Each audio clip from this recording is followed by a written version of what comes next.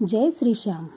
आज हम सुनेंगे श्याम बाबा की वह दिव्य लीला जिसमें एक वीर योद्धा ने अपना शीश दान देकर बन गया सबकी श्रद्धा का केंद्र, सबका सहारा। चलिए शुरू करते हैं एक ऐसी कहानी जो सिर्फ एक युद्ध की नहीं, एक परम त्याग की भी कहानी है।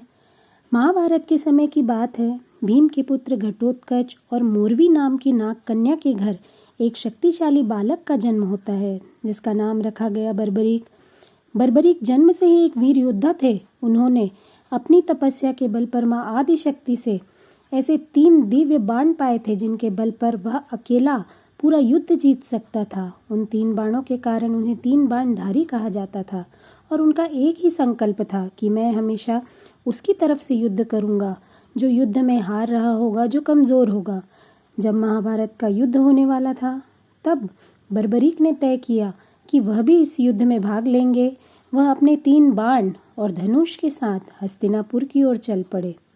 श्री कृष्ण को जब यह पता चला कि एक योद्धा ऐसा भी आ रहा है जिसके पास 3 ही बाणों में युद्ध जीतने की शक्ति है, तो उन्होंने सोचा कि यदि ऐसा योद्धा युद्ध में उतरा तो वह युद्ध का पूरा संतुलन ही बिगाड़ देगा।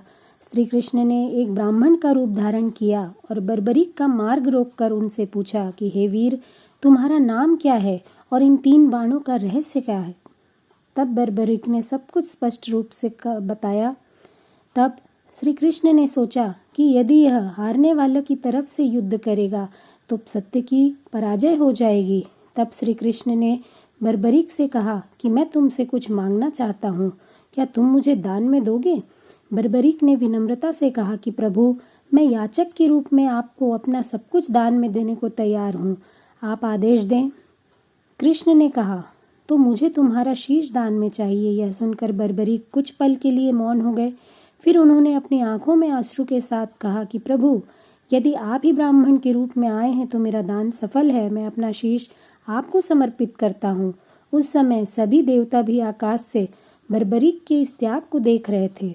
उन्होंने अपना शीश कृष्ण के चरणों में समर्पित कर दिया। कृष्ण उनकी भक्ति और त्याग से बहुत प्रभावित हुए।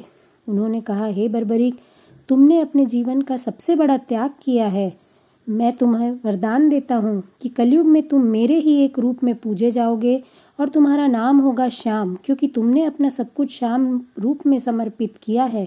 जो भक्त श्रद्धा और प्रेम से तुम्हारा नाम लेगा उसकी मनोकामना पूरी होगी। बर्बरीक का शीश उस युद्ध के पूरे समय एक पहाड़ी पर रखा गया जहाँ से उन्होंने उन पूरे महाभारत का युद्ध देखा जो उनकी एक इच्छा थी।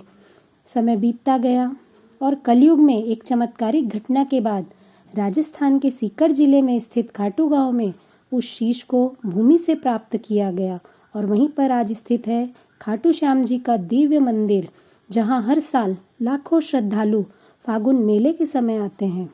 श्याम बाबा को हारे का सहारा कहा जाता है।